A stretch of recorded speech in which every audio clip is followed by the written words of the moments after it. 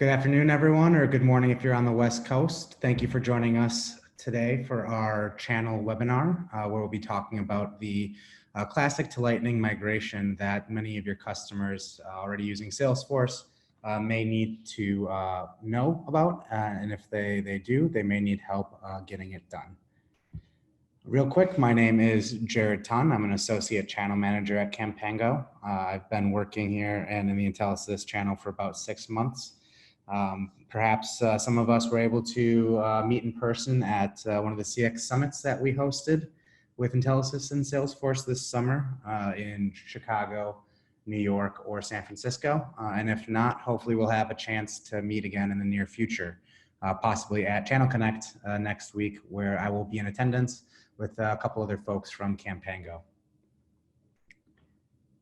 Couple housekeeping items real quick. There is a Q&A function on the chat. So just go ahead and click that Q&A link if you have a question, and we will make sure to get to all questions, if not during the webinar, then at the end.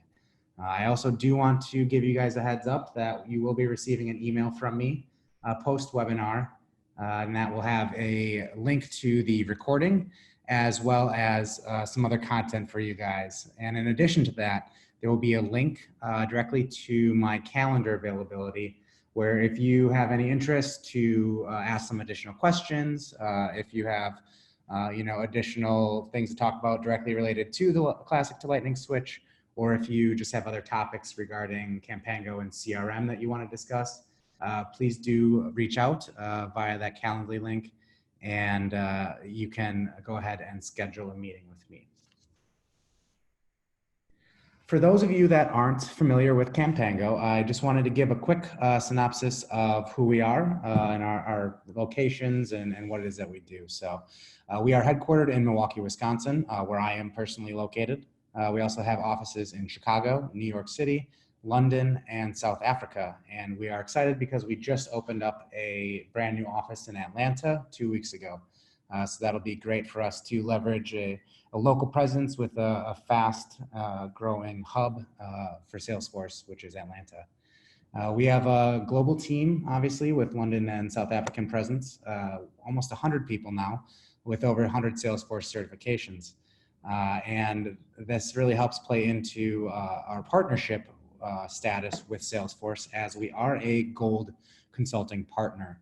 And we have to meet certain metrics to gain this status that does involve the certifications, our average CSAT score with our customers, as well as some revenue goals that Salesforce has for us.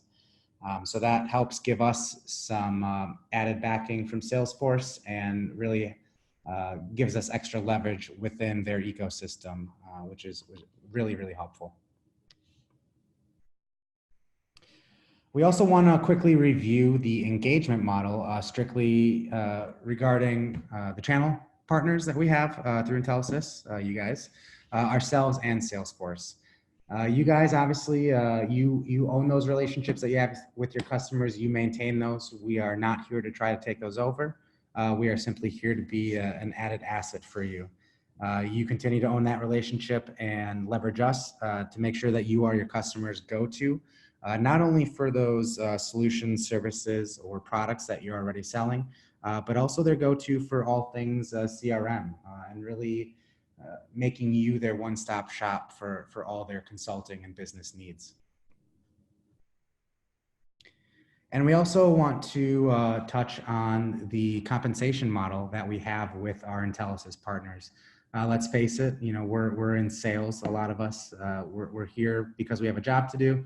We're here to make money, and that is an aspect of this. So while many of you may be used to monthly reoccurring revenue, we do not have that kind of model. And then with compensation on the Salesforce licenses, Salesforce is the only one that sells their licenses. They do not do any kind of resale models.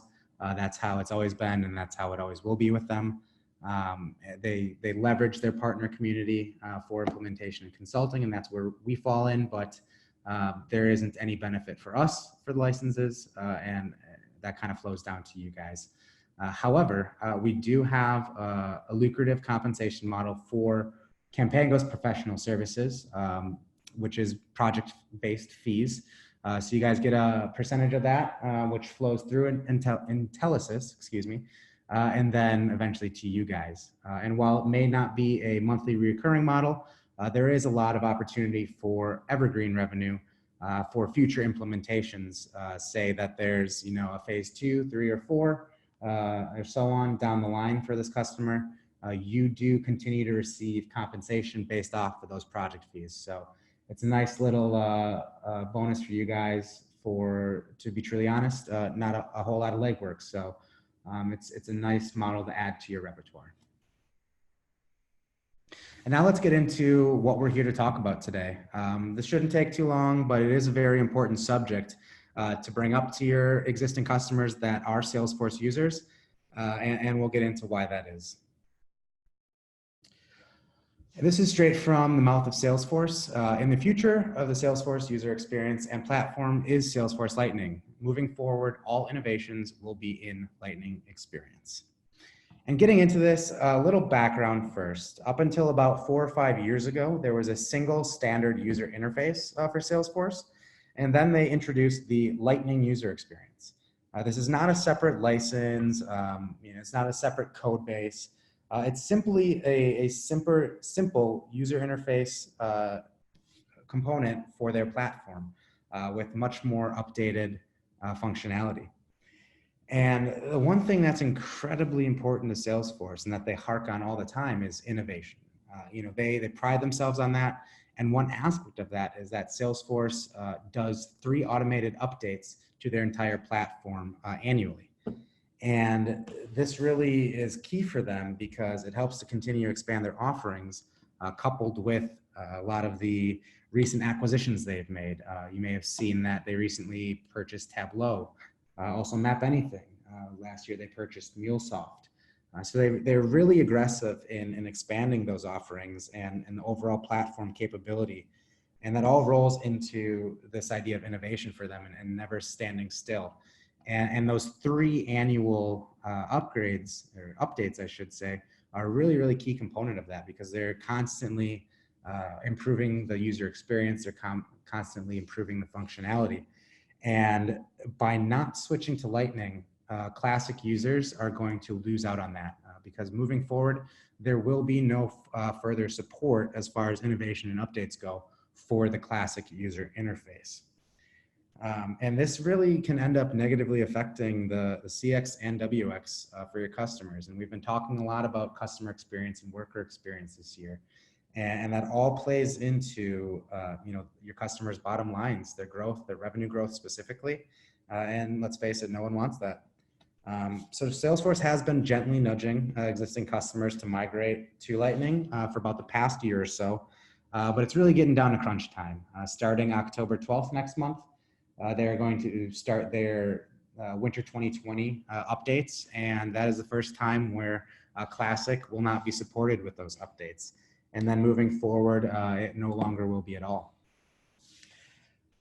Now, they have not actually stated whether or not Classic will eventually lose all support. Salesforce hasn't given any dates regarding that. However, they have hinted that in the near future, there could be a time where Classic Edition is not supported at all. Whether that could happen in a year, 2 years, or further out, I couldn't speak to that. That's only something that Salesforce could provide, but that is something to keep in the back of your mind for your customers if they are thinking that they are fine sticking with their existing Classic interface. It's always good to be prepared and stay ahead of the curve, and this is one way that they can do that. Just to reiterate here, all license types for Salesforce are going to be affected by this. So that includes group, developer, professional, enterprise, performance, and unlimited. So if you have a customer that's an existing user and they have not migrated, they will be affected by this. And honestly, guys, what we want to accomplish for you today is we're not going to get too deep into the details. We're going to give you just enough details and some talking points that allow you to approach your customers that have Salesforce and get that discussion started. There are current customizations in the Classic interface that simply put, they're just not going to transfer gracefully to the Lightning experience. Some examples of this, not limited to these, but some main examples are all JavaScript buttons, various Visualforce pages. And for those of you not familiar, Visualforce is the framework within Salesforce that allows developers to build sophisticated custom user interfaces. Also not supported where there could be breakages, multiple managed packages, as well as the critical changes to content management that are going to be happening. And specifically talking about content management, Salesforce Classic has this default way of storing all attachments and notes within the organization, and it's done in a much more functional and superior way in Lightning. However, to maintain that functionality from Classic to Lightning and maintain all that information, it will require a migration. So these are all examples of items that customers are already coming to us and reaching out to us for that require more than just simply clicking a button to make this change. These are processes that are going to take some evaluation, could involve some change management strategy, and some of the more technical components that are involved with any migration. So getting into the nuts and bolts of what this means and how we start tackling this is a great way to start is the Lightning Readiness Report. So this is a tool that Salesforce has made available already within Classic orgs. So this is available in the setup menu in your admins, your customers admins function. So the Salesforce admin that your customer has on staff or whoever has those permissions, they can go into that setup menu and run this report easily. And it gives us a really solid idea of what challenging areas will need to be addressed during a migration. We'll also be sending you some templates as a guide for you guys to get these conversations going with your customers. Just some standard talk tracks that you can copy and paste into an email, add a little bit of personal information as needed, and it can really help jumpstart those conversations. And once you've identified any possible opportunities, please do leverage this partnership that we have to get us involved as soon as possible and make the process as smooth as possible. You know, enablement, truly enabling you guys is our goal here. You know, we want to make this as easy on you as possible and to really make you confident going into these conversations. So again, utilize that calendar link on the emails you'll be getting post webinar, because if you have any further questions or want to set up some more time, more than happy to take a call with you guys and really further explain any questions that you may have. I do want to touch on a few questions that we have seen fairly regularly regarding the need to switch from Classic to Lightning. One is, do we at Campango usually just replicate the Salesforce org that the customer has from Classic to Lightning, or do we look to complete additional work while we are in there? And the answer to that is that we are very, very strategic in our consulting. So we're always looking at the big picture, whether it's a new project, a migration like we're discussing, really any kind of project that we're touching, we're always going to look at it with the big picture in mind. So we want to find that right solution for your customer, that it fits their exact needs and addresses the specific business challenges that are unique to their company. So it could be an instance of just doing a pretty much as-is transfer, but there also could be opportunities to further customize and tailor that customer's Salesforce org to even better fit their needs. And it's just good because if that is the case, you know, project fees are going to go up. Your guys' share of that compensation packages goes up, and obviously everyone's happy. Another thing that ties into that is cost. We're asked about cost a lot. And honestly, this is something that's tough to explain because every situation is so unique. Cost is obviously relative to effort. So that's where that Lightning Ready report, which I was just discussing, comes into play and can be very important because it gives us such a good idea into the scope of what that project is going to entail and the complexity of it. And that way we're able to estimate much more accurately what the project fees could end up looking like. So, no real way to say what the cost will be until we get in there. But there's a couple things like the readiness report that helps narrow it down a little bit more right off the bat. Last question that we tend to receive fairly often is if the customer has an internal Salesforce admin or team on staff, would they have any need for services like Campangos? And while there is a really big advantage for companies having Salesforce expertise on staff, mainly because it's going to speak to the maintainability and the success of projects moving forward. You know, these types, this scope where it's a migration, a more complex project, a larger project, more time intensive, that's not something that a standard Salesforce admin employee is going to be able to take on by themselves. Are there certain cases where maybe they do? Sure, but you know, 9 times out of 10, 99 out of 100, they're not going to be able to handle that by themselves. So there still is a good need to get Campango involved in that discussion with your customers.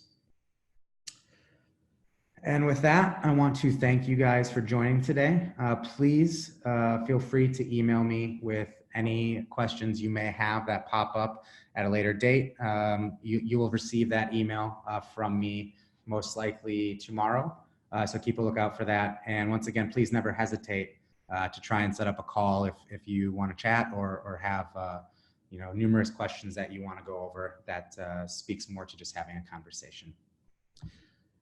Thank you everyone for attending, and I hope you have a great rest of your week.